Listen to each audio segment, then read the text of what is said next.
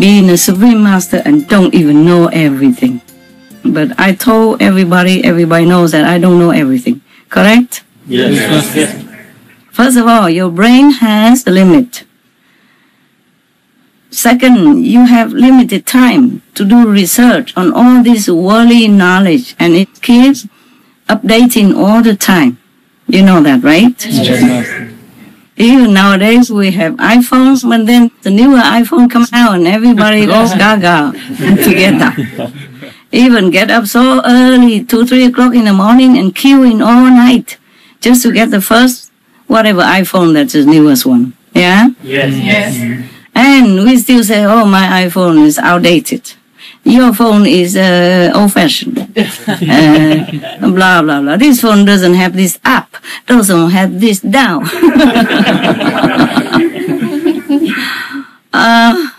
We forget to be grateful for what we have. Because in the old time, when I was in high school or something, the only people who could contact each other were in the government.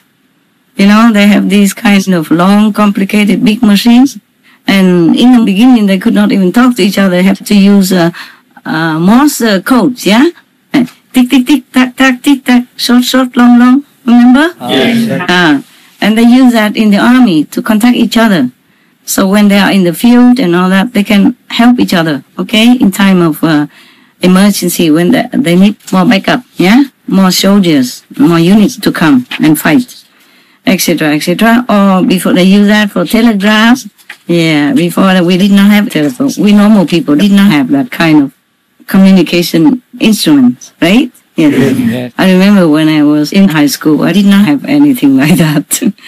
At that time, I read some newspaper somewhere that say somebody predicted that in the future we can talk to each other long distance.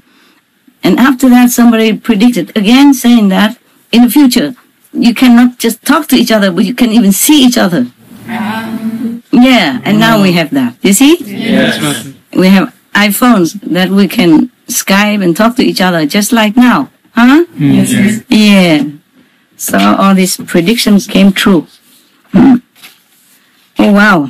So now Confucius is in trouble. Yeah.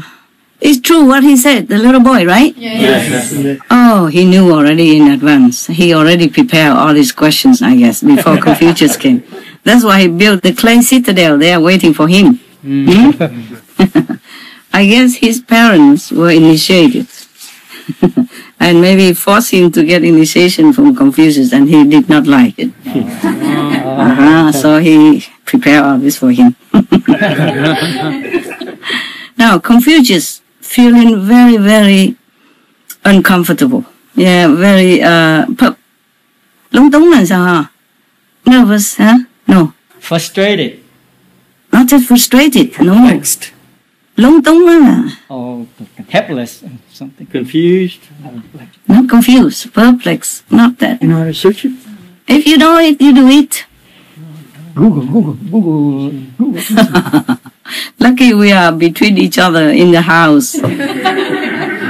All in house, otherwise people can see what you are doing. Say, we thought the SMTV people were smart.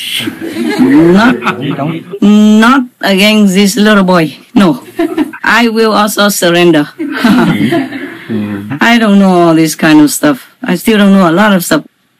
Anyway, like embarrassed and awkward. Okay. Yes. So Confucius felt very, very awkward in front of this intelligent boy with all his questions and answers.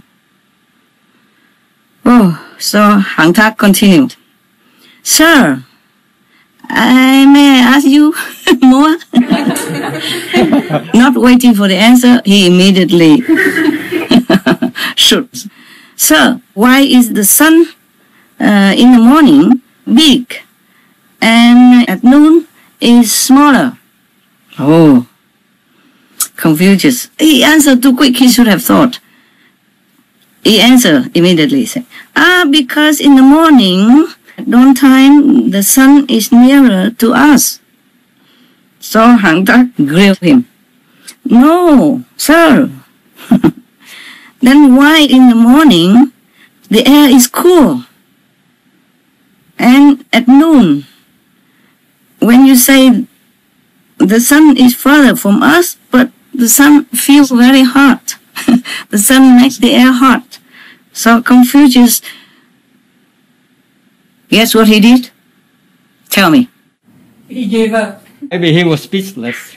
Yeah, he sighed a very long, long sigh. If it were me, I do the same.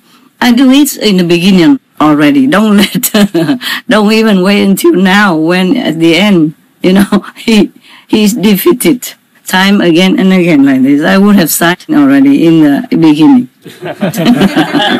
After the boy answered all the questions already. He should have gone. Yeah? Turn away from the citadel, go on one side of the road and disappear. And saying something like, oh, I have group meditation to attend. Like I would say that. Yeah, I would. Sorry, I'm busy. I have Supreme Master Television to edit the shows. I have group meditation to attend. I have many disciples waiting for me. Excuse me, sayonara. Yeah, so that I don't lose more faith than I already did. Never mind.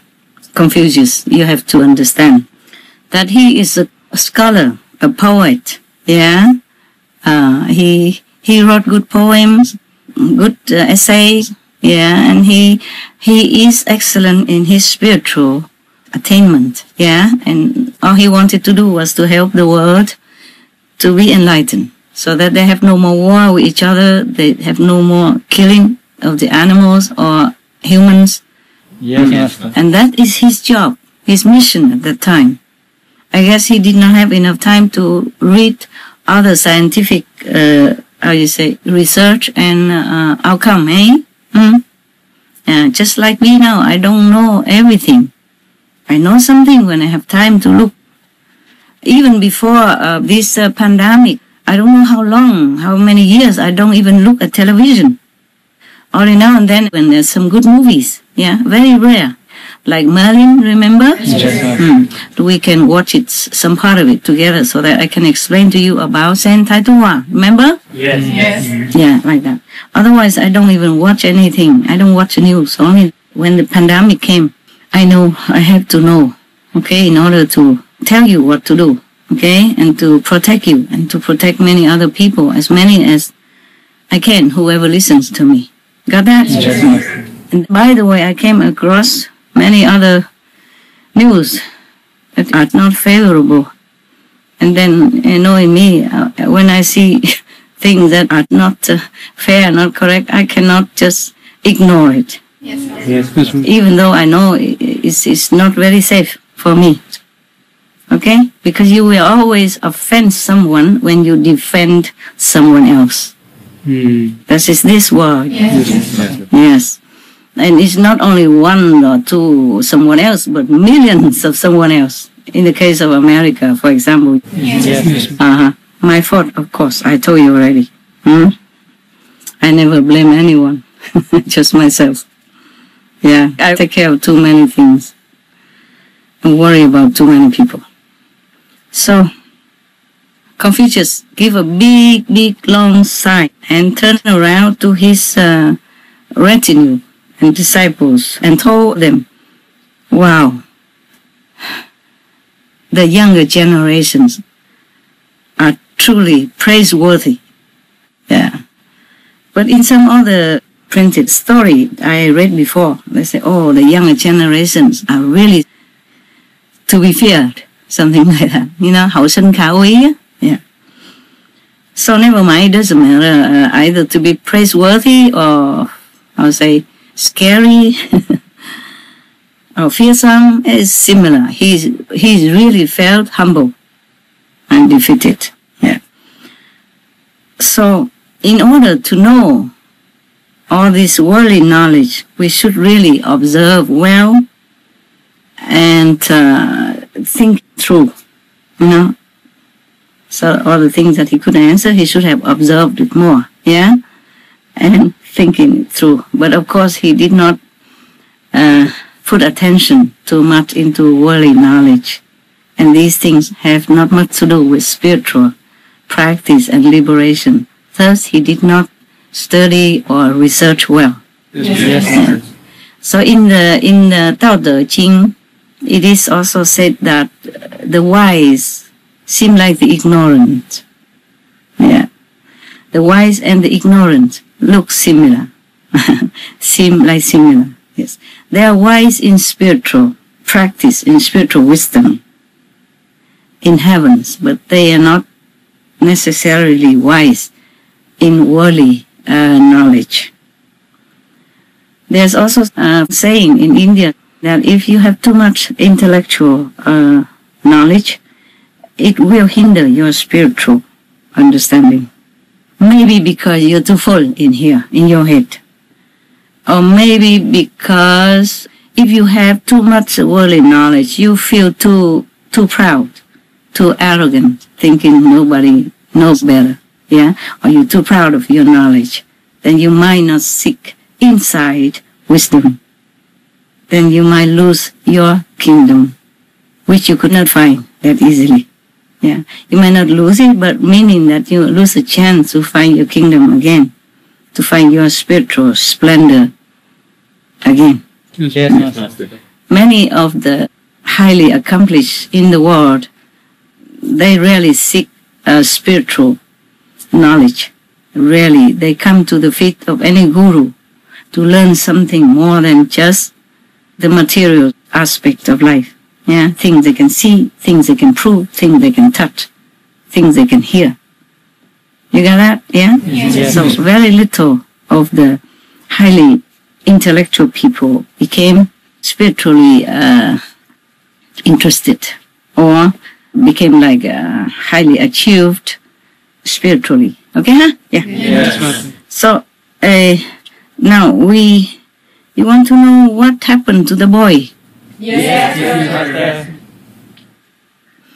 He left his physical body when he was 11 years old only.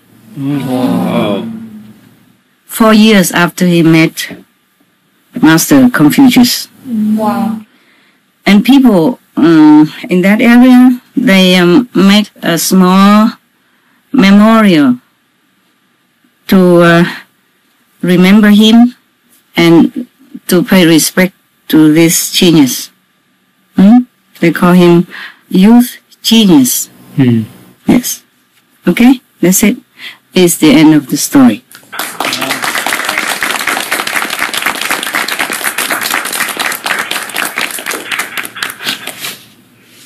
Wow. We have only four or five stories up to date. And the book is long. And this is only the first book. This is what we have done. Missing one or two even. And this is what we have not done. Okay? Yeah. Good like that. And we have time to see each other, okay? Yes. Because I think I told you everything that you can digest over the years. And everything I think necessary, except something comes up urgently or suddenly like COVID-19. And I don't think I can tell you much because the higher heaven, you cannot describe. You can only experience it. Even if I can describe, how can you even, digest it or imagine it? Yes.